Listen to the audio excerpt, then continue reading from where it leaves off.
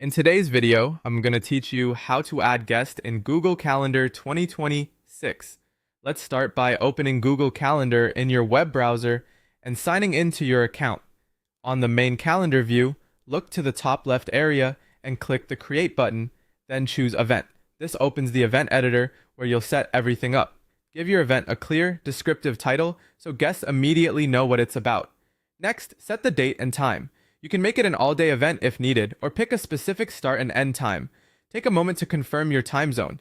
This avoids confusion if you or your guests are in different locations. If the meeting repeats, you can set a repeat schedule here as well. Now let's add guests. On the right side of the event editor, you'll see the guest panel. Click Add Guests, then type the email address of each person you want to invite. Press Enter after each one to add them to the list. Your guests don't need a Gmail address. Any valid email works.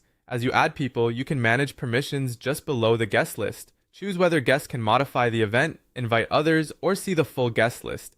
Adjust these based on how collaborative you want the meeting to be. Before saving, fill in any remaining details that will help your guests prepare. Add a location or click to add a Google Meet video conference if you're meeting online. Use the description box to include an agenda, links, or prep notes. You can also adjust notification reminders so everyone gets a timely nudge. When everything looks good, click Save. Google Calendar will ask if you want to send invitation emails to your guests.